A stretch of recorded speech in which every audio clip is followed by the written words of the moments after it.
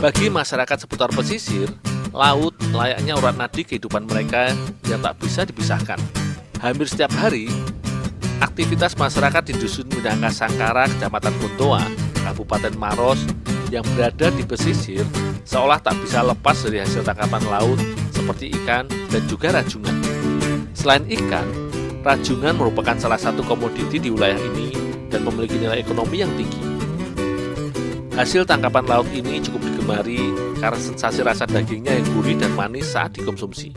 Tak heran bila di wilayah ini berdiri beberapa sentra pengepul serta pengolahan ikan dan hasil tangkapan laut dari nelayan, baik secara besar maupun kecil. Salah satunya, tempat pengolahan rajungan milik kelompok Ujung Parampa yang merupakan koperasi para istri nelayan di wilayah ini.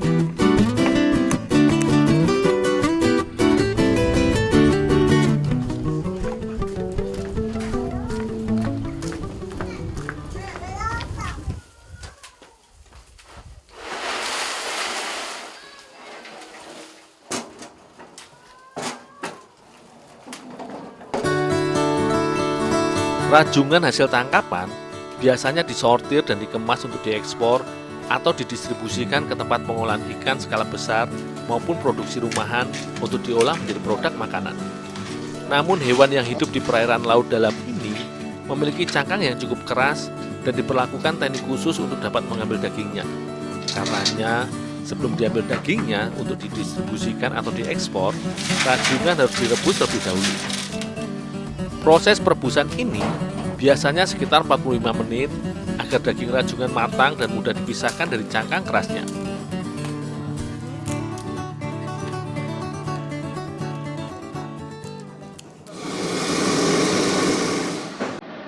Di tempat pengolahan yang sudah beroperasi sejak tahun 2011 ini, rajungan selain dipasarkan secara utuh dalam bentuk beku atau frozen, juga dipasarkan dalam bentuk daging yang sudah dipisahkan dari cangkang tergantung dari pesanan.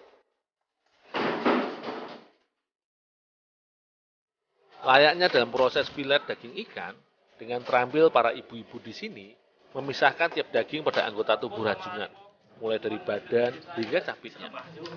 Daging rajungan pada bagian badan atau dorsal yang sudah terpisah dari cangkang ini memiliki nilai ekonomis yang cukup tinggi.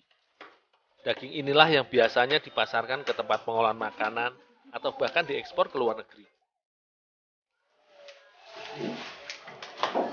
Dul, Ya, Bu. siapkan apinya ya. Oh, ya Bu.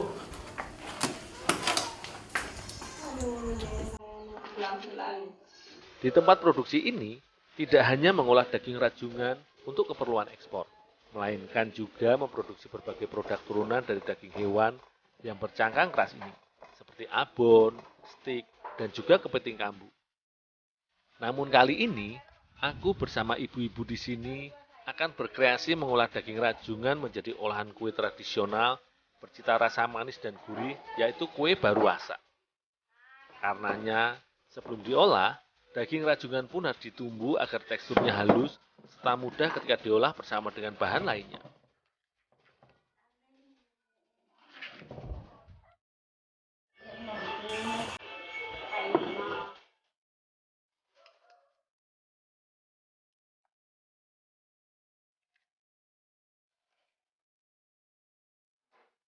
Kue baruasa merupakan olahan kue tradisional khas Bugis berjenis kue kering, di mana adonan kue ini merupakan hasil pencampuran dari telur bebek, tepung beras, gula, dan juga kelapa sangrai.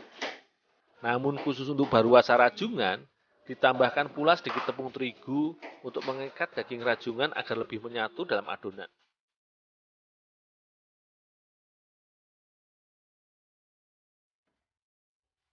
Selain itu, adonan kue baruasa yang sebenarnya memiliki warna alami dari adonan tepung beras yang berwarna putih sebagai ciri khasnya, juga ditambahkan beberapa pewarna makanan agar kue kreasi baruasa ini lebih menarik dan juga cantik.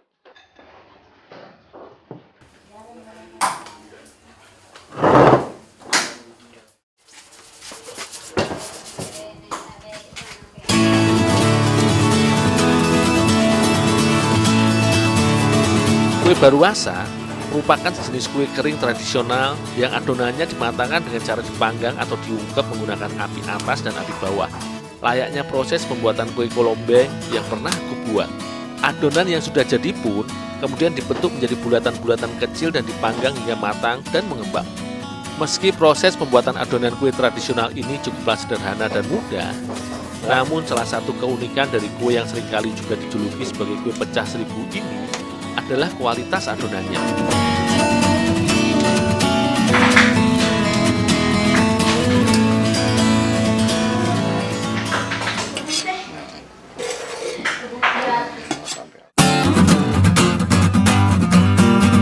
Meski hanya sebagai cemilan, namun olahan kue Baruasa Rajungan ini merupakan cemilan yang bermanfaat bagi tubuh ketika dikonsumsi.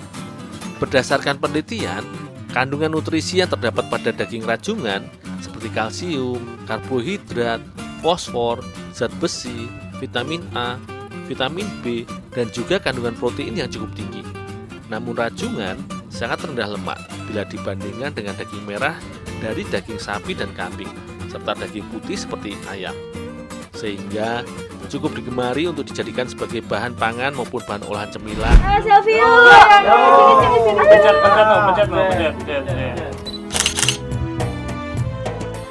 Sip lah.